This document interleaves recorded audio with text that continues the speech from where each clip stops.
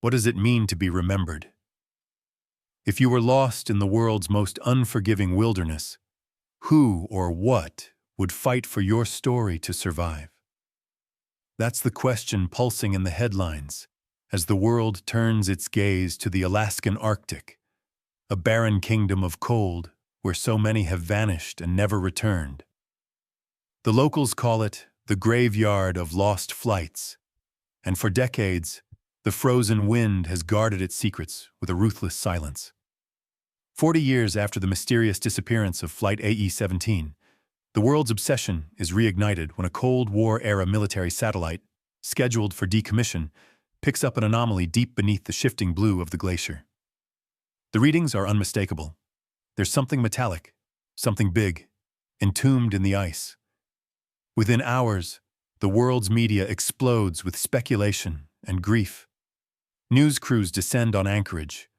Old wounds are torn open for families who never got closure. Social media rages with conspiracy theories and wild hopes. The crash site becomes a symbol of lost loved ones, of unsolved mysteries, and the enduring ache of not knowing.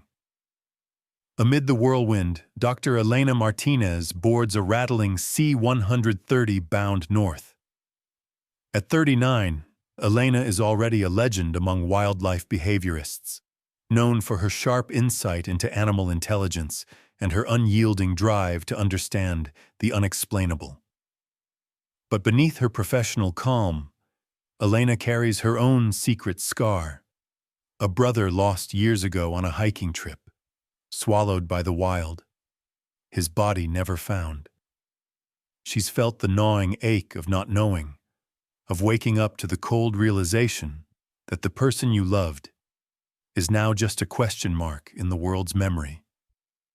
That pain connects her, invisibly, to the families gathering in Anchorage, clutching faded photographs and hoping for answers that may never come. As the expedition's small convoy of snowcats and battered trucks churns across the blinding expanse, the mood is tense, a mix of scientific anticipation and somber reverence. Every member of the team, from the grizzled engineers to the ice-caked glaciologists, feels the weight of history on their shoulders. Even the wind seems sharper here, scouring faces raw, as if the land itself wants to keep its secrets buried. On the second day, a radio crackles. Metal is spotted just beneath a glassy dome of blue ice, twisted into a grotesque arch, wing fragments barely visible beneath layers of frost. It's unmistakable. The remains of Flight AE-17, preserved as if frozen in the moment of its last breath. The realization sweeps through the team, exhilaration, disbelief, and then a heavy collective sorrow. For a moment, even the wind hushes, as if mourning with them. By dusk, the site transforms. Journalists buzz at the perimeter, setting up lights that flicker like distant fireflies. Search and rescue teams in red parkas rope off danger zones, their faces grim with the knowledge of what they might find.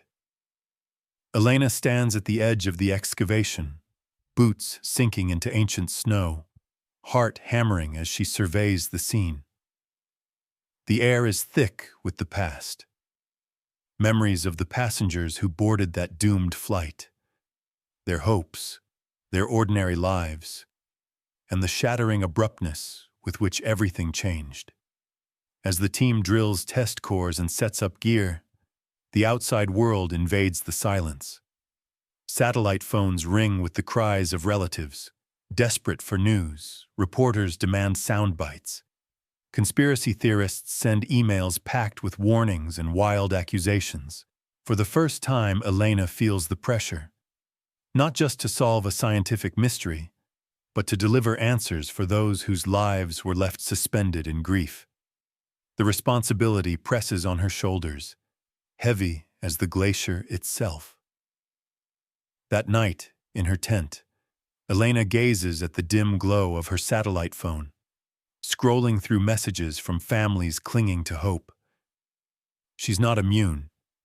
Her own family group chat, silent for months, suddenly erupts with messages. Be careful, Elena. I hope you find something. Don't let this hurt you again. The pain of her brother's disappearance resurfaces, sharp as broken glass, mixing with her professional resolve. Outside, the Arctic night thickens, alive with the groans of shifting ice and the distant, unearthly calls of animals surviving against impossible odds. Elena can't sleep. Instead, she scribbles in her battered journal, questions swirling. If someone you loved disappeared, wouldn't you want every answer? What if the wild itself could help bring closure?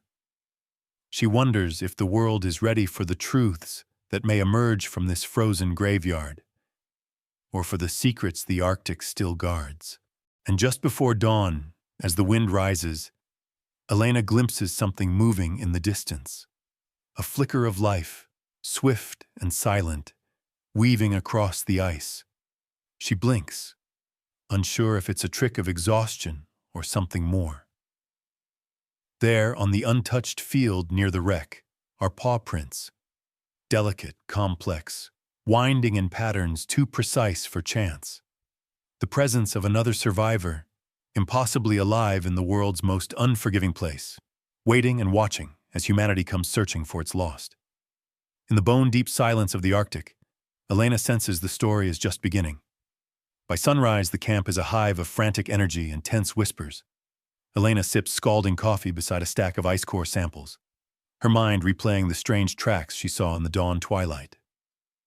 Most of the team is preoccupied with logistics, unpacking seismic sensors, marking safety lines across the blue-white plain, and sending hourly drone updates back to headquarters. But for Elena, every moment crackles with the feeling that something else is watching, just beyond the arc of the floodlights. She's barely mentioned the tracks, not wanting to sound distracted or superstitious in front of the engineers and glaciologists who are already joking about Arctic ghosts. But by mid-morning, as the first survey drones return with video footage, there's no denying it. On the high-resolution screen in the mess tent, clear as print in a field of endless white, are fresh Bobcat tracks weaving in intricate looping patterns along the perimeter of the excavation. The prints skirt dangerously close to half-buried crevasses, veering away just before the ground crumbles into bottomless blue cracks. The lead engineer, a no-nonsense woman named Chambers, snorts at the footage. Wild cats out here? No way. Must be wolves or foxes, she says, but Elena shakes her head.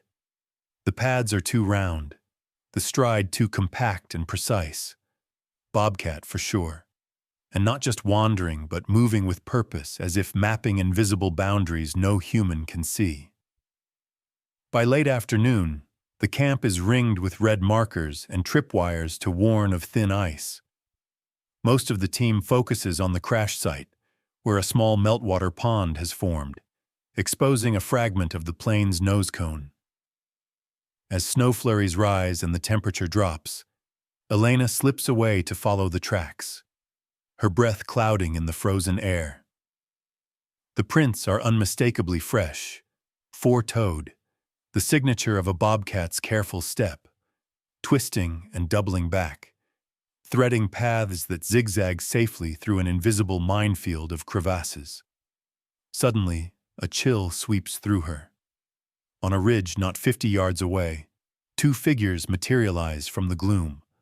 A mother bobcat, her pale fur flecked with ice, and two lanky cubs trailing behind. They move in eerie silence, eyes glowing with the same cold gold as the winter sun, pausing to watch the strange new arrivals in their world. For a heartbeat, human and animal stand locked in mutual appraisal, separated by centuries of instinct and the unfathomable reach of the Arctic. Elena's heart pounds. Everything about the scene feels surreal.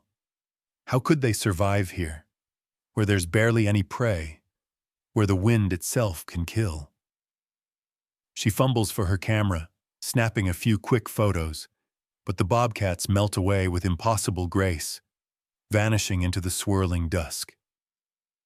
Back at camp, she tries to explain what she's seen. The team listens, half skeptical, half captivated. "You're telling me cats are showing us where it's safe to walk?" asks Michaels, the junior glaciologist, a trace of laughter in his voice. "Why not let them join the safety committee?" But as the hours pass and more team members spot flashes of movement in the distance, tails disappearing over snowbanks, pairs of reflective eyes hovering at the edge of the light, the jokes dry up. The cats seem to be everywhere, yet nowhere, appearing just when the weather turns rough, vanishing when approached. That night, as the first true Arctic storm sweeps in, the camp hunkers down. Wind rattles the tents, ice pellets whip against nylon walls, and the generators whine under the strain. Elena lies awake, replaying the bobcat's strange movements in her mind. There's something almost spectral about their presence. Survivors from another world, slipping between the boundaries of life and legend. During a lull in the storm, she steps outside, drawn by an uneasy feeling. The world is still, the snow reflecting pale moonlight in 1,000 shattered diamonds. There, at the far end of the safety line, she sees the bobcat family again, this time closer, huddled against a boulder, watching. The mother's ears twitch as she scans the horizon, always alert. The cubs curl around each other, fragile yet fierce, eyes never leaving the camp. Elena shivers, not just from the cold, but from a mounting sense of awe. It's as if the cats are not just surviving, but guarding the site, mapping out the edges of danger and safety, their ancient instincts tuned to threats that no human could detect. She wonders, are they simply lucky? Or do they remember, somehow, where it's safe? Has the wisdom of survival been passed down, generation after generation, carved into their very bones by the trials of this harsh land? In the mess tent, a debate erupts among the scientists. Is this all coincidence? Are the bobcats simply following prey, avoiding danger by chance? Or is something deeper at work, a kind of animal memory, or even empathy that transcends logic? The argument grows heated. Some want to tag and study the cats, to learn their secrets. Others warn against interfering, wary of upsetting the delicate balance of life in a place where even a small disruption can mean disaster. Elena listens in silence, feeling the tension build, her mind racing.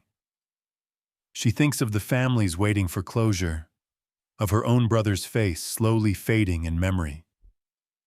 If the wild itself is trying to help, if these animals are part of the story of Flight AE-17, its silent witnesses, its guardians, then maybe, just maybe, the answers they seek will come not from machines or maps, but from understanding the silent wisdom moving just beyond the circle of their lights.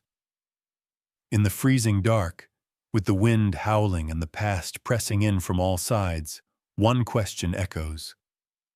Can wild animals inherit wisdom or even empathy from the past? And if they can, what might they teach us about what it truly means to survive, to remember, and to protect the lost? The camp falls silent again, but Elena knows the story is only getting stranger. Morning arrives as a faded gray haze barely lighting the Arctic horizon. The storm has passed, but its memory lingers, drifts piled up like ghostly dunes around the silent camp. Elena emerges from her tent, wrapped in layers, her breath a ribbon of frost. For a moment, she stands utterly still, letting the brutal quiet of the landscape fill her. Out here, even time seems suspended, as if the ice holds not only the bodies of the lost, but their dreams, their voices, their unfinished stories. Work begins before breakfast. The excavation is a battle, every movement a struggle against the stubborn, ancient ice. Elena and the team carve through layers of permafrost with drills and heaters, marking each artifact with fluorescent tags and careful photographs. Every object feels like a relic from another world. Suitcases sealed by time, crumpled boarding passes, a wedding ring wrapped in a scarf. The most heart-wrenching are the smallest. Children's shoes, a half-melted plastic doll, a pair of glasses with one cracked lens. Each discovery brings a new surge of grief and wonder, as if the dead are speaking through what remains. Media coverage intensifies. News vans at the base camp broadcast around the clock, their signals bouncing off satellites to every corner of the globe. The world is watching, hungry for closure but also transfixed by the spectacle of human loss on display in the frozen wild. For the families of Flight AE-17, every artifact is both a blessing and a curse, a sliver of the loved one they lost, proof of a life interrupted. Elena feels their hope and pain acutely. She's assigned to connect with one such family, the Garcias, whose daughter Maria was a flight attendant on the doomed plane. Their first video call is raw with emotion. Elena's professionalism falters as she listens to Mrs. Garcia describe the endless years of not knowing, the cruel ambiguity of hope that never fades but never brings peace. Elena promises to do everything she can, her own voice trembling. The exchange leaves her shaken. She recognizes the same desperate ache that's haunted her since her brother disappeared, an invisible thread that ties all the waiting, grieving families together. In the Arctic, that grief becomes a living presence, felt in every gust of wind and every silent glance between team members. As night falls and the sky blushes with the aurora's ghostly light, Elena retreats to her tent, clutching her battered journal. She writes furiously, pouring out memories she's kept bottled up for years. She remembers her brother's last words, his laugh, the search parties that combed the wilderness and returned empty-handed. "If you're not found," she writes, "do you really vanish?" The question gnaws at her. She wonders if, somewhere, her brother's story endures, echoed in the landscape, preserved like the artifacts entombed beneath her feet. The Arctic silence is oppressive, filled with the weight of things unsaid. Sometimes Elena hears faint noises outside, the crack of shifting ice, the wind moaning through crevasses, and always the softest crunch of paws on snow. The bobcats have become her secret companions. She watches them from the narrow window of her tent, the mother curled protectively around her cubs, their bodies a patchwork of shadow and moonlight. There is a strange comfort in their presence, a reminder that survival is possible even in the harshest places. Over dinner, the team is subdued. Some are haunted by the day's discoveries, others simply exhausted. The engineers trade theories about the crash: instrument failure, sabotage, freak weather. The glaciologists debate the rate of ice movement and the odds of finding the cockpit intact. Elena sits apart, watching the way the light from the campfire dances in the bobcats' eyes as they linger just beyond the ring of safety. She wonders if the cats are drawn to the warmth, or if they too feel the pull of history, the invisible tug of stories unfinished. Late at night, Elena ventures outside. She moves slowly, careful not to disturb the delicate web of tracks left in the snow. The Arctic is breathtaking, the stars a spill of diamonds across an endless sky. The mother bobcat watches her from a safe distance, eyes reflecting the light of Elena's headlamp. There is something ancient in that gaze, a knowledge beyond words, a sense of having witnessed too much. For a moment, Elena speaks aloud, her voice barely more than a whisper. "Do you remember?" she asks, the question lost in the wind. "Do you know what happened here?" The bobcat blinks, tilts her head, then turns and disappears into the shadows, the cubs following close behind. In the darkness, Elena feels the boundaries between the living and the dead blur, just for a heartbeat. She senses that the wild itself is trying to offer solace, that memory can survive in unexpected ways, in the rhythm of paw prints, in the careful way animals avoid the cracks, in the silent company of creatures who endure where humans cannot. The night is long and cold, but Elena finds a kind of peace sitting at the edge of the camp, listening to the breathing of the ice. She knows that tomorrow will bring more questions, more grief, and perhaps a few answers. But for now, she lets herself rest, held by the ancient silence and the quiet guardians who share it. The echoes of loss are everywhere, but so too is the stubborn pulse of hope. A pale sun climbs the horizon, casting long blue shadows across the encampment as the excavation finally reaches the main fuselage of Flight AE-17. The ice resists them at every turn, like a living thing unwilling to surrender its secrets. But by noon, Elena and the engineering team breach the hull, prying open a frozen world lost to time. The interior is a time capsule, eerily preserved. Seats are upended, luggage jammed into the aisles, emergency lights trapped in the act of flickering out decades ago. For a moment, the entire team stands in stunned silence, overwhelmed by the gravity of their discovery. Elena's breath fogs the air as she steps inside, boots crunching on hoarfrost. Each object they uncover holds the gravity of a life interrupted: a forgotten scarf, a thermos with faded cartoon stickers, a notebook pressed beneath a collapsed seat. The smell is strange, an ancient mustiness mingling with the metallic tang of the wreckage. Carefully, they retrieve the captain's logbook, pages stiff as slate, and tuck it into a heated storage bag for preservation. But it's another item that stops Elena cold: a small leather-bound diary, its cover soft with wear. The name Hannah Lee is etched inside the front, along with a photo, barely visible through the ice, of a young woman in a crisp flight attendant's uniform, her smile caught forever in that last hopeful moment before departure. The sight makes Elena's throat tighten.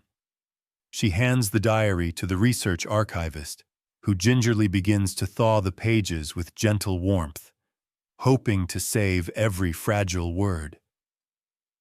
As the day wears on, the team gathers in the mess tent, huddled close around a camp stove. The archivist reads aloud from Hannah's diary, voice trembling with emotion. The entries begin on the day of the flight, full of small, human details. Hannah's nerves about her first trip to Alaska, her jokes with fellow attendants, her plans to call her mother once they landed. As the entries progress, the tone shifts.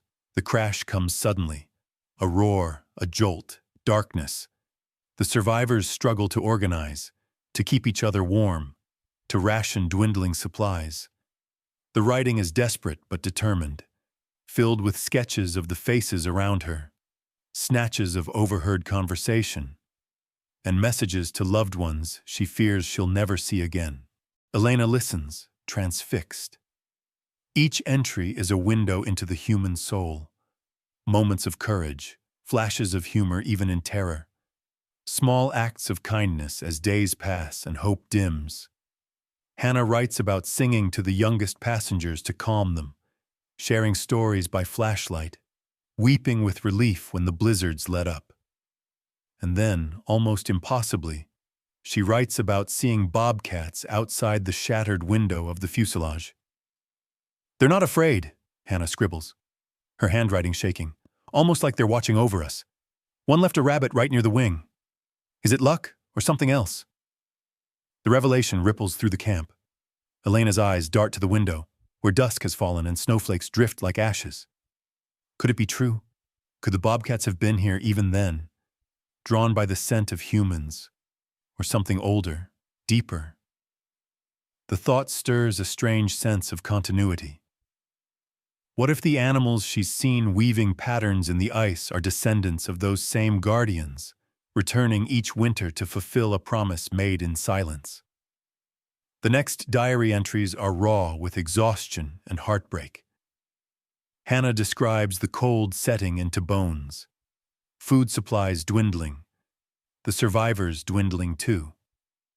She writes of comfort found in small things, a song, a smile, the glint of golden eyes in the darkness beyond the broken glass. The bobcats came again, she writes, left us another gift. It's not enough, but it helps. Maybe they remember us.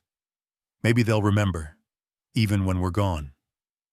Her last entry trails off, words dissolving into a smudge of frozen tears. A heavy silence settles over the tent. No one speaks for a long time. Even the wind seems to quiet in respect. The reality of the disaster, the relentless cold, the grinding hunger, the final unrecorded moments, hits the team harder than any artifact or forensic clue. Elena wipes her eyes, not bothering to hide her tears. She feels Hannah's hope and fear in her own chest, the desperate need to leave some mark on the world, to be remembered by someone or something when everything else is lost. Outside, the snow thickens, muffling the sounds of the camp. Elena stands at the edge of the clearing, watching as the mother bobcat and her cubs appear once more, spectral in the swirling dusk. This time she notices something, a small, bloody rabbit left just outside the perimeter, as if offered not as prey, but as a gesture, a continuation of a ritual begun decades ago. The realization makes her breath catch. These aren't just random animals wandering the ice. They are, in some strange, unfathomable way, the living memory of Flight AE-17, carrying forward a legacy that transcends language, even species. Elena returns to the tent, her mind whirling with possibilities. She shares her thoughts with the team, her voice soft but insistent. What if the bobcats have been coming here every winter, generation after generation, because they learned something from that first encounter? What if they're keeping a promise, even if they don't know why? The idea sparks heated debate. Scientists arguing about animal memory, inherited behavior, the boundaries of instinct and empathy.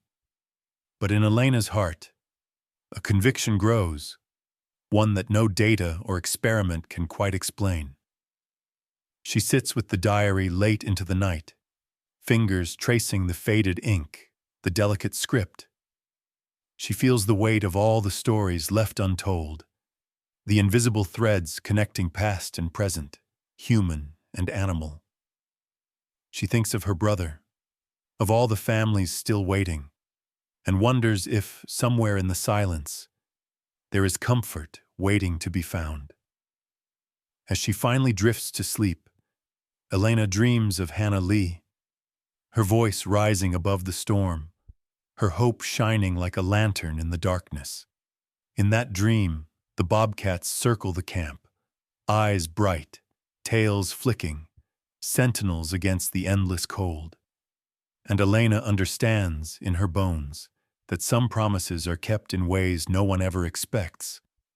The boundaries between worlds have never felt thinner, nor the power of memory more profound.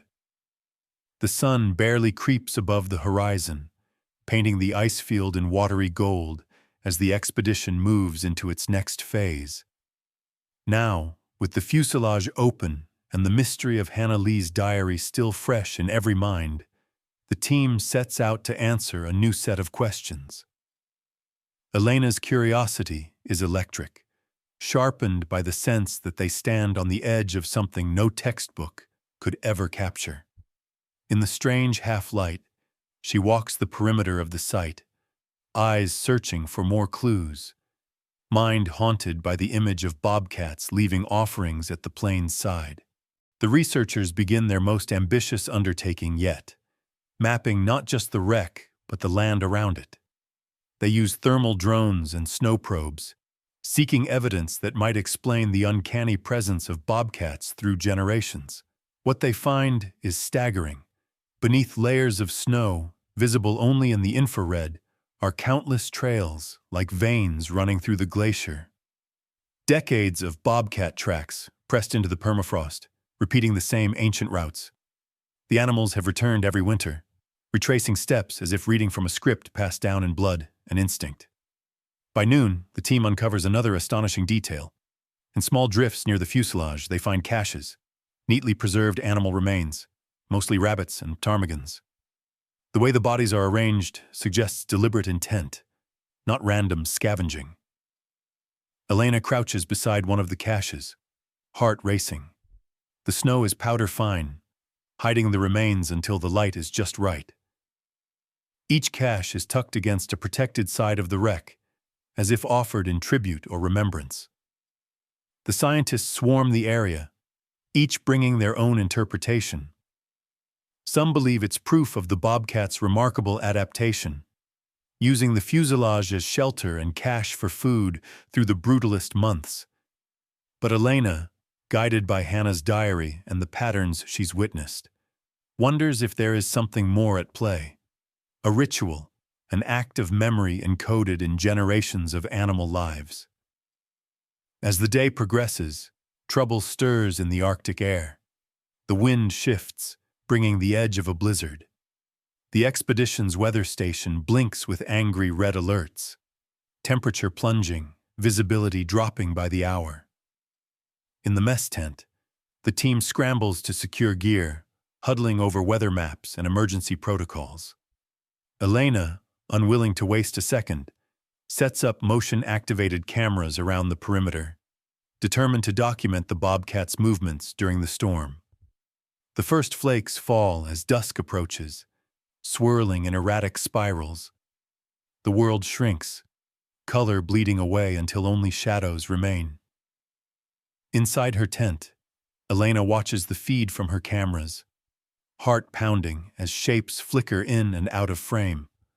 Bobcats moving with purpose, ears flat to the wind. In one unforgettable moment, a mother bobcat pauses before a camera, gazing straight into the lens. There is no fear in her eyes, only a strange recognition, as if she senses she's being watched and has something to say. As the blizzard gathers strength, an unsettling realization spreads through camp.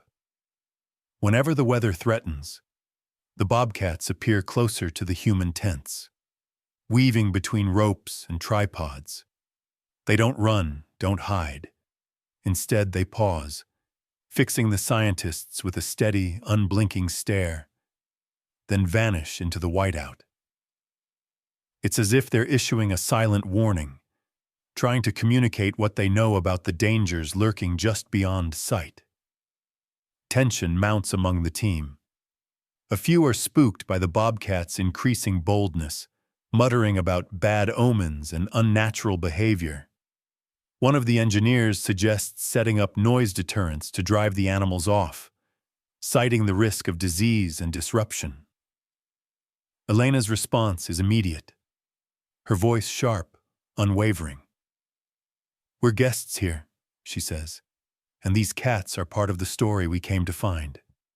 They've survived longer than any of us. Maybe it's time we started listening instead of trying to control." Her conviction is not shared by all. The debate splits the team, scientific curiosity warring with fear and practicality. Some want to tag the bobcats and track their every move. Others insist on non-interference. Elena stands her ground, pushing for a hands-off approach. She knows, deep down, that scaring the animals away might break a chain of memory that's been unbroken for generations. The very idea makes her skin crawl. That night, the blizzard hits with full fury. Tents buckle, ropes sing in the wind, snow piles up in frantic, shifting drifts. Power flickers, then stabilizes. Elena sits awake, wrapped in her parka, glued to the camera feeds. On screen, she sees the bobcat family again, fur matted with ice, eyes aglow with reflected light. They linger at the edge of camp, then disappear just as the wind rises to a screaming pitch. Suddenly, a shrill warning blares. The motion sensors at the far side of camp are triggered. Elena grabs her flashlight and races out, boots crunching through knee-high snow. She finds the mother bobcat sitting atop a half-buried crate, eyes fixed on Elena, tail flicking with agitation. For a second, it feels as if the storm pauses, the world narrowing to just the two of them. Then, as quickly as she appeared, the bobcat slips away, leading Elena's gaze to a patch of disturbed snow near the camp's edge, a drift just beginning to collapse into a hidden crevasse. Elena radios her team. "Stay away from the eastern perimeter. Unstable ice," she warns, barely able to keep the adrenaline from her voice. Later, when the blizzard passes and the snow settles, the team will confirm. The bobcats had marked the danger zone before anyone else, a living warning passed from wild to human. In the aftermath, Elena's cameras reveal moments of almost impossible synchronicity. Bobcats appearing at just the right times, looking into the lens as if to urge the team to heed the land's warnings. Some call it luck, others call it something more. For Elena, it's proof of a living legacy, one that binds the fate of the lost flight to the silent, watchful guardians of the ice. As dawn breaks, she stands outside her tent, the storm now a memory. In the golden light, fresh tracks crisscross the snow, testaments to resilience and memory. The camp, and everyone in it, has been changed by the night. And beneath it all, the legacy of the wild endures, its secrets guarded not just by silence, but by living, breathing sentinels, generation after generation, never forgetting. The storm's wreckage still scars the camp as the morning dawns. Torn tarps flutter in the wind, drifts climb halfway up the tents, and exhausted faces blink in the thin gray light. Even the bobcats seem to have retreated, their tracks half erased by the blizzard. For a few precious hours, the world is quiet. The only sound the hiss of melting snow on heating units and the distant groan of shifting ice. Elena feels the pressure mounting in every breath, knowing that time and weather are their most ruthless enemies. The reprieve doesn't last. By midday, the radio crackles with panic. A supply team sent to retrieve fuel drums from a depot a mile away hasn't checked in. The wind, suddenly alive again, rips across the plateau in icy bursts, blotting out the sun and turning the horizon into a ghostly blur. Elena's heart thuds painfully in her chest. Visibility drops to almost nothing. "Whiteout," mutters Chambers, the engineer, peering anxiously at her instruments. No one should be out there now. But the missing team is out there, lost in the blinding expanse. Elena's instincts kick in, calm, focused, relentless. She remembers the patterns of the bobcat tracks, the winding paths that skirted the dangerous crevasses and hidden ice wells. "I'm going after them," she says, strapping on her snowshoes and grabbing her radio. Chambers hesitates, then nods, assembling a rescue crew. The wind is a living wall, biting at exposed skin and driving snow sideways in stinging sheets. Elena leads, trusting not just her maps, but her memory of the cat's trails, paths that seemed illogical to human eyes but now stand out as the only safe routes through the treacherous maze. Her headlamp carves a narrow tunnel of light through the white chaos. Every step is a gamble. Suddenly, a flicker of movement catches her eye. There, half seen in the whirling snow, is the mother bobcat, her coat ghostly against the ice, her gaze steady and fearless. She pauses just long enough for Elena to register, then turns and trots ahead, weaving in and out of the gloom. Elena's breath hitches. "Follow her!" she shouts to the team behind. The rescue party, faces drawn and eyes wide, obeys without question. For what feels like hours, they stumble after the spectral guide. The bobcat leads them along ridges, across shallow snow bridges, always avoiding the hidden voids where a single misstep could mean disaster. Elena's radio crackles to life. Faint, desperate voices. They home in on the sound, calling back, hearts pounding with a mix of hope and dread. At last, through a break in the storm, they spot the missing supply team, huddled behind a mound of drifted snow, frost caked to their goggles, hands shaking with cold. Relief is instant and overwhelming. Elena waves frantically. "We've got you!" she yells, her voice breaking. The bobcat, now a shadow in the swirling white, slips away without a backward glance. The rescue is harrowing. Every footstep back to camp a contest against exhaustion and the relentless wind. But Elena can't stop thinking about what just happened. The bobcat had known where to go, had understood, somehow, the peril and the path. It wasn't luck. She's sure of it now. It was something older, deeper, a thread of memory winding through the generations. When the last team member stumbles into camp, the mood shifts from fear to awe. Stories spread quickly.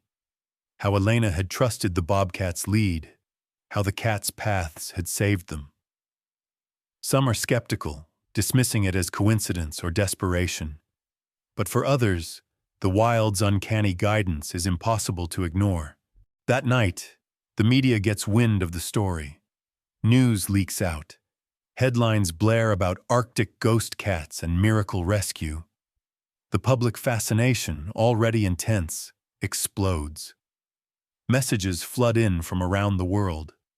Some celebrating the bobcats as mystical guardians, others painting them as dangerous wild animals that need to be tracked or even eliminated. Donors offer grants to study the cats. Politicians and armchair experts call for their removal, fearing disease, danger, or interference with the scientific work. Inside the camp, debate flares. Some scientists want to capture and study the bobcats, arguing that such unique animal intelligence must be documented. Others, moved by the rescue, want to leave them undisturbed. Elena, at the center of the storm, finds herself fighting not just for her scientific beliefs, but for something more elemental, a respect for the wild, for the boundaries between humans and animals. Late that night, Elena calls an emergency meeting. Tired faces gather, voices tense and urgent. She stands at the front, hands clenched tight. "This is their land," she begins, her voice raw with conviction. "We're only guests here. The bobcats aren't just animals. They're part of this story. They've survived because they know the land better than we ever could. We owe them our respect, and maybe our lives." A hush falls. For a moment, the old hierarchies of science and protocol fall away, replaced by something older and more primal. The knowledge that survival in the Arctic is never a solo act. That sometimes hope arrives in a shape you least expect. The vote is close, but in the end, Elena's argument carries the day. The team agrees to protect the bobcats, to let them be, not subjects, but partners in survival. Word is sent to the media. There will be no capture, no experiments, no removal. The decision sparks controversy, but Elena is unshaken. She spends the rest of the night outside, watching the shifting auroras shimmer across the ice. The mother bobcat and her cubs watch from a distance, their silhouettes lit by green and violet light. In that quiet, Elena feels a profound sense of gratitude, a connection that bridges the wild and the human, built not on domination, but on trust. The Arctic wind moans across the snow, but this time Elena isn't afraid. She knows the balance here is fragile, that the choices they make will echo long after the expedition is gone. For now, though, she lets herself hope that their story of loss, survival, and unexpected guardianship will endure, held safely in the memory of the land. Days pass, and the camp begins to find a new rhythm, the tension slowly settling into a mix of awe and respect. News of the Bobcat's role in the rescue lingers over every conversation. For the first time since the expedition began, Elena senses something like unity among her team. The lines between skepticism and belief have blurred, a subtle shift, but profound. Even the most hard-nosed engineers start leaving scraps of food at the edge of the camp, half joking that the guardians deserve tribute. With the storm abated, the scientists seize their opportunity. They launch a new round of research, sampling hair caught on tent lines, collecting snow where the bobcats tread, and setting up motion-triggered cameras and non-invasive DNA traps. Elena's hope is simple: to prove once and for all that these are not just any wild cats, but the living link to the tragedy of Flight AE-17, shaped by decades of survival at the very edge of the possible. The DNA results arrive in a series of encrypted emails from the university. The data is breathtaking. The bobcats are not only direct descendants of those seen by Hannah Lee and the other survivors, but they also carry unique genetic markers: thicker, longer fur, and a rare cold resistance trait never documented before. Behavioral markers stand out as well. Mothers teaching cubs to use the same trails year after year.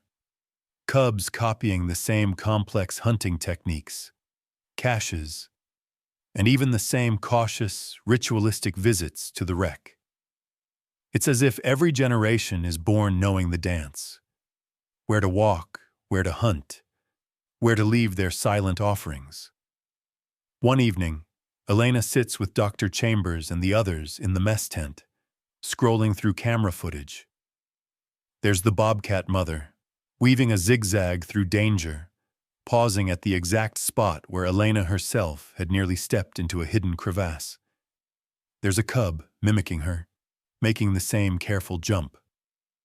Elena can't help but smile. "It's a living memory," she murmurs, "passed on like a family story." Chambers, usually the most skeptical, nods quietly. "Or a tradition," she says, "not just survival. It's ritual, like a lesson in empathy written in the snow." Outside, the Arctic prepares another test. The temperature plummets, and black clouds crowd the horizon. Another storm is coming, worse than the last, if the weather station is to be believed. The camp debates: should they pack up, abandon the site, wait it out, or risk one last round of data collection? The discussion is tense, as nerves are frayed and supplies are running low. As the sky darkens, Elena slips away to the edge of camp, drawn by an unease she can't quite name. The wind howls, but she sees the bobcats, now joined by a few strays from earlier in the season, gathering in the lee of a rocky outcrop, their bodies huddled together, facing the camp with unwavering eyes. She watches, breath held, as the mother makes her rounds, sniffing the perimeter, testing the snow. The cubs follow, their movements precise, as if rehearsing an ancient ceremony. For Elena, the meaning is suddenly clear. The bobcats aren't just surviving, they're remembering. Each winter, the rituals repeat: the offering of prey, the careful tracing of paths, the silent vigil. She recalls the final entries of Hannah Lee's diary, the comfort found in seeing wild eyes at the window, the inexplicable sense of being watched over. What if memory itself, pain, hope, even compassion, can echo down generations, in animals as well as in people? The storm strikes just after midnight. Wind rips at the tents, sending equipment tumbling. Visibility is zero. Elena's radio crackles as she scrambles to check on her cameras. In a flash of inspiration, she dashes to the tent where Chambers and the others are gathered. "The bobcats!" she calls, breathless. "They're at the East Ridge again." That's where they warned us before. Maybe it's a sign. We should move our tents. Now. The team, rattled but trusting, acts quickly, dragging their gear to the center of camp, away from the drift that's been growing with every gust. Minutes later, a deep, cracking boom echoes across the ice. The eastern drift collapses, swallowed by a hidden crevasse just where the cats had gathered. The group stands in stunned silence. If they'd stayed put, the consequences could have been catastrophic. Afterward, the camp is subdued, shaken by how close disaster had come. Again averted, it seems, by the intervention of the bobcats. The scientists return to their data with renewed humility. Elena spends the rest of the night journaling in her tent, the events of the past weeks swirling in her mind. The science is remarkable: genetics, adaptation, learned behavior. But what moves her most is the inescapable conclusion that compassion, even across species, is a force both ancient and resilient. Her mind drifts to her brother, lost in the wild, remembered through fragments, stories, the ache of absence. She wonders if, somewhere, a creature like these bobcats had watched over him too, carrying some echo of kindness into the cold. The next day, as the storm clears, Elena gathers the team for a final meeting before deciding whether to stay or retreat. The debate is intense, but something fundamental has changed. They no longer see themselves as conquerors or mere scientists. They are guests, participants in a tradition as old as the Arctic itself. As the sun finally breaks through the clouds, casting long shadows over the ice and the remains of Flight AE-17, Elena knows their story has changed forever. Memory, ritual, and compassion live not just in human hearts, but in the wild itself, enduring even in the coldest, loneliest places on Earth. And as the bobcats vanish once more into the snow, their trails winding across the glacier, Elena feels a promise echoing through the silence. What is lost may yet be remembered, if only we are willing to listen. The Arctic sun barely rises, casting a cold blue light over the camp as the team prepares for what may be their final night at the site. Exhaustion hangs in the air like fog, heavy and inescapable. Elena, running on little sleep and adrenaline, feels every ache in her bones. Yet beneath her fatigue, a current of anticipation keeps her alert. A sense that something momentous is about to happen, as if the land itself is holding its breath. That evening, Elena's dreams are restless and vivid. She finds herself wandering the corridors of Flight AE-17, the ghosts of passengers flickering in and out of focus. Hannah Lee walks beside her, eyes bright but full of sorrow. "We wanted to be remembered," she whispers, "but sometimes it's not about being found. It's about being cared for." Elena tries to reach for her, but the plane dissolves into blowing snow. She wakes to the sound of yowling, an eerie, mournful call just beyond the thin nylon walls of her tent. Elena's heart hammers as she sits up, adrenaline flooding her system. The yowling continues, urgent and insistent. She grabs her headlamp and stumbles outside, boots crunching on the icy ground. The wind has picked up, swirling the snow into hypnotic patterns. She follows the sound past the perimeter, her breath sharp in her chest. She isn't alone. Chambers and a few others have emerged from their tents, drawn by the commotion. At the far side of camp, the bobcats are gathered, mother, cubs, and a pair of older males. Their bodies are tense, fur bristling, eyes fixed on a spot near the supply tent. Elena moves closer, heart pounding. That's when she sees it, a fracture in the ice, hairline but growing. The snow around the tent shifts almost imperceptibly. Chambers curses under her breath. That whole side's about to go. Just as the realization hits, a deep rumble shakes the ground. Elena shouts for everyone to move. The supply tent, along with the food stores and several crates of scientific equipment, slides as the ice beneath it collapses. There's a roar, the shriek of splitting snow, and then silence, save for the wind and the wild, victorious cries of the bobcats. No one is hurt, but the loss of supplies is sobering. The team stands in stunned relief, breathless and shivering, staring at the black void where their tent once stood. Elena looks at the bobcats, not as wild animals, but as guardians. "They warned us," she says, her voice trembling with gratitude. "They saved us again." The event cements Elena's beliefs and shakes even the most skeptical. The line between coincidence and communication blurs until no one can deny that the bobcats' actions are deliberate, their presence purposeful. The animals linger at the edge of camp, as if waiting for acknowledgement. Elena steps forward, crossing the invisible boundary between their worlds. She kneels, hands open, and thanks them aloud. "You've been watching over us, over this place, longer than we could ever understand. We see you. We honor you." Chambers, moved by the moment, joins her. Soon others do as well. The team lays out what little food remains, an offering to the wild, a tribute to their unlikely protectors. In that silent, snowy communion, the humans and bobcats are united by more than proximity. They are bound by memory, respect, and the fragile trust built in the heart of the frozen wilderness. With the immediate danger past, Elena makes a difficult call. They cannot stay much longer. Supplies are low, and the blizzard has set back their schedule.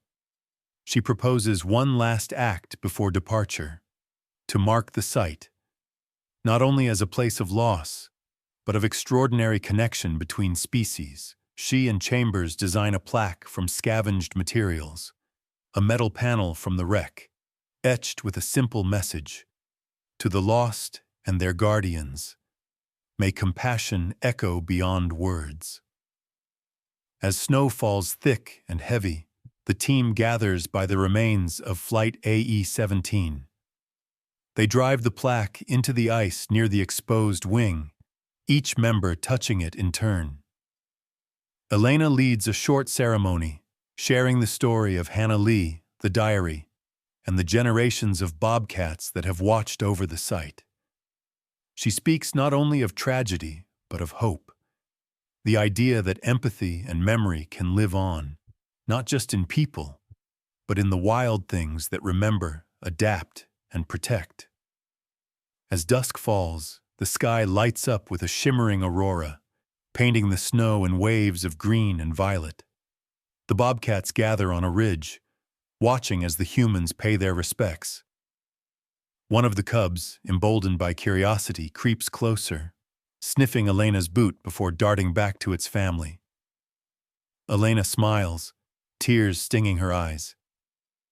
She feels the weight of the story lifting, not erased, but transformed. Closure, she realizes, isn't always about answers. Sometimes it's about connection, about knowing that care and kindness can transcend even the coldest, darkest places. With the ceremony complete, the team prepares to depart. Packs are loaded, final samples stored, the site secured against the elements.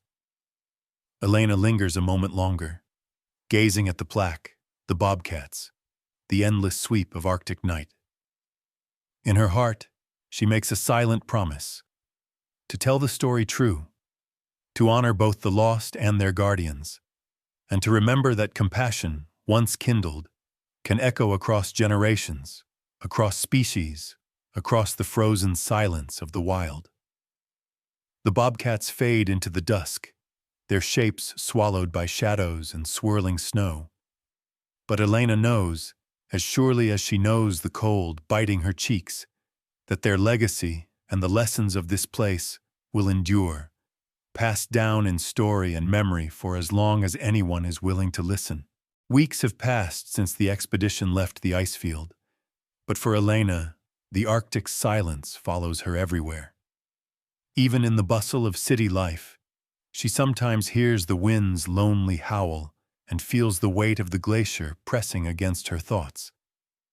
Yet with every passing day, she becomes more certain that what she experienced out there was not just a scientific breakthrough, but a lesson, one that reshaped her understanding of memory, empathy, and what it means to be human. Back home, Elena is greeted as both a survivor and a pioneer. Her inbox floods with interview requests, invitations to conferences, and questions from curious minds across the globe. But it's in the quiet moments, over a mug of coffee in her sunlit kitchen, or at her brother's old hiking trail, that she sorts through what truly matters. The expedition may have uncovered the mystery of Flight AE-17, but the answers run deeper than any headline or viral story can capture. She begins sharing her experience with the world, not just as data, but as a living story. In public lectures, she recounts the science, the DNA sequencing that revealed the bobcat's unique adaptations, the behavioral studies that proved learned rituals, the camera footage of generations retracing the same paths through blinding storms. She presents the bobcat's tradition of offering prey at the wreck, their uncanny ability to sense and signal danger, their role in saving human lives more than once. Yet as she talks, it's the emotional threads, the echoes of loss, the flickers of hope that capture her audiences most. At the university, Elena launches a research initiative focused on animal intelligence, memory, and interspecies compassion. She invites biologists, psychologists, and even philosophers to debate the meaning of inherited altruism. Together, they challenge old boundaries, questioning what divides instinct from empathy, ritual from remembrance. In papers and interviews, Elena returns again and again to one lesson. We're not the only creatures capable of compassion. Sometimes the wild remembers us, even when we have forgotten ourselves. Her documentary, The Guardians of Flight AE-17, premieres to a sold-out theater, the audience hanging on every word, every image. They see Hannah Lee's diary, the battered fuselage under the endless night, the bobcats weaving through blue snow. Elena narrates not as a detached scientist, but as someone changed, someone who found a form of closure not through certainty, but through connection. And as the story spreads, it starts to shift the public imagination. Conservation groups petition for the crash site to become a sanctuary, not only to honor the victims, but to protect the bobcats and their extraordinary legacy. Teachers use the story in classrooms, asking students to consider the ways that animals and humans can shape one another's lives. Survivors' families reach out to Elena, not only with gratitude, but with their own stories of how they found meaning in memory and hope in the idea that even loss can echo in acts of kindness. Yet for Elena, the journey remains personal. The ache of her brother's absence never fully leaves her.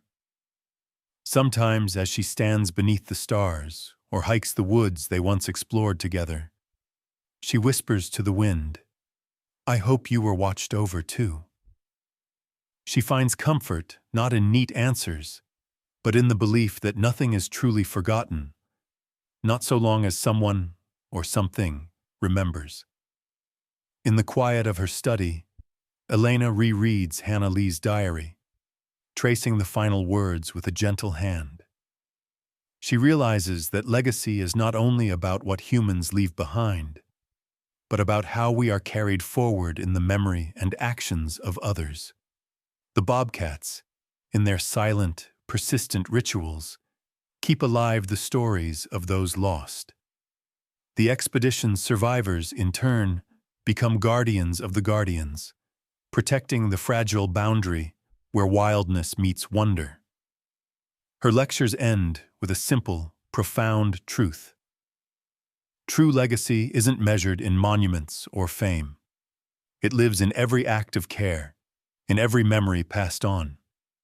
When we look beyond ourselves, when we listen to the silence and respect those who share it, we find that compassion endures. It bridges the gap between species, generations, and even worlds. Each year, new research teams return to the Arctic, some to study the site, others simply to honor what happened there. They bring offerings, sometimes only a moment of silent respect, sometimes food left at the edge of the ice for the bobcats. The story grows, a living memorial that doesn't fade with time, but deepens. Elena, now recognized as a leader in her field, is often asked what she believes happened on that frozen plateau. Her answer is always the same. The Arctic taught us that survival isn't just about strength. It's about memory, kindness, and the willingness to trust in one another and in the wild. She believes that if we are open to it, nature will continue to offer lessons in humility, resilience, and connection.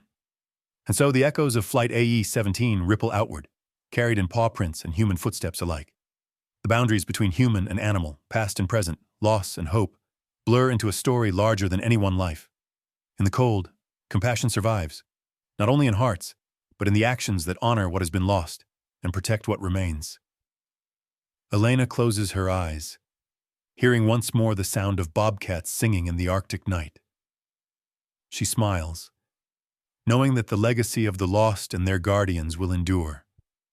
Living proof that even in the harshest places, the wild remembers, and hope is never truly extinguished.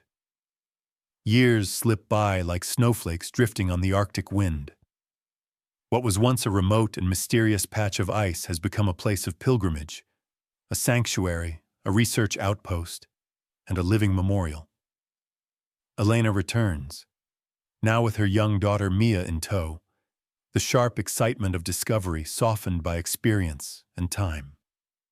As their snowcat crawls across the familiar frozen expanse, Mia presses her face to the window, eyes wide with wonder.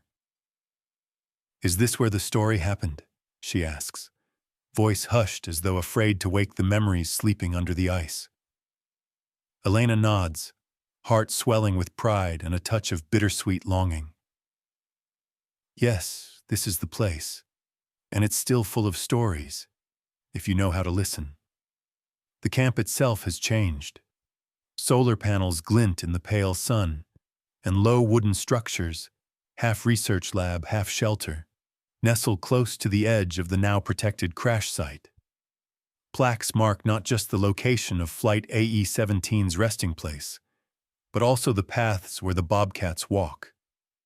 There are footprints cast in bronze, etched with words, for the lost and for those who remember. Scientists work quietly, careful not to disturb the silence that holds so many secrets. Maya is the youngest visitor by far, but the community welcomes her as one of their own. Elena watches as her daughter trails behind a group of graduate students, laughing as they teach her to spot animal tracks, how to listen for the faint yowl of a bobcat echoing from a distant ridge. One afternoon, as the sun hovers low, Mia spots movement near a rocky outcrop. She tugs Elena's sleeve, pointing. "Look, there, by the ridge."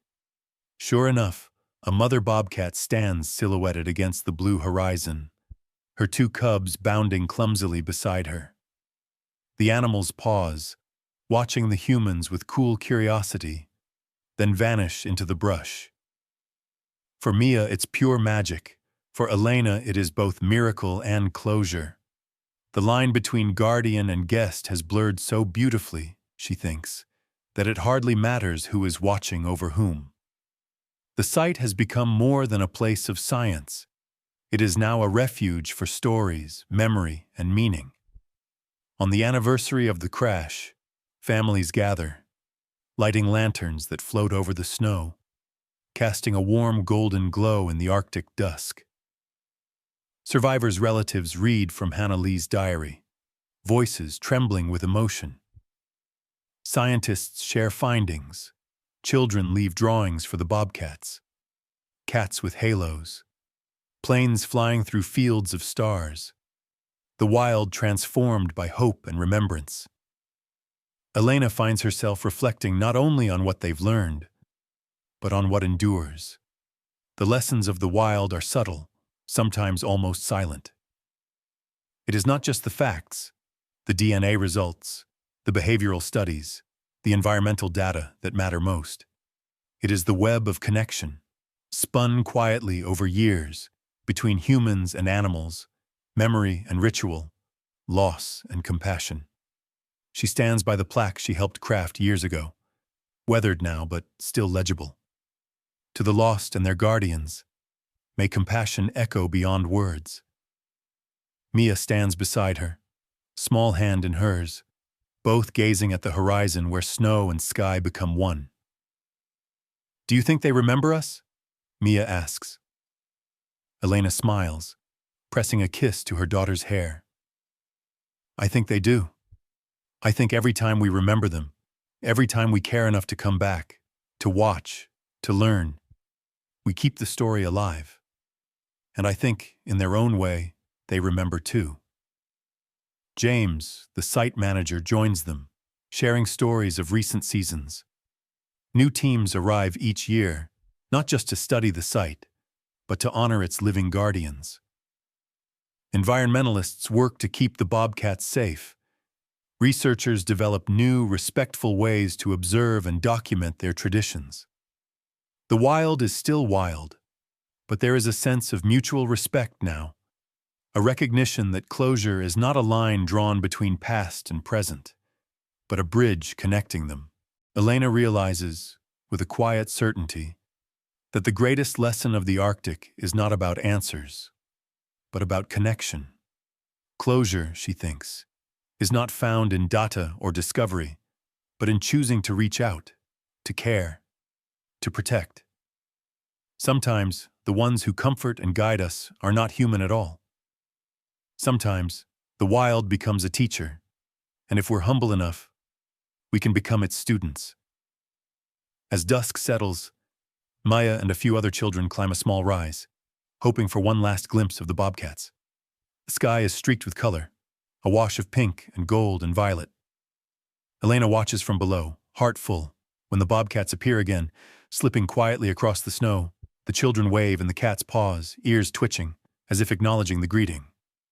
Then, just as the stars begin to appear, the bobcats fade into the blue shadows, still watching, still remembering.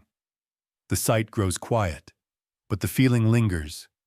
Empathy, once kindled, never truly vanishes. It is passed on, a living light in the coldest places, across time, across species, across silence.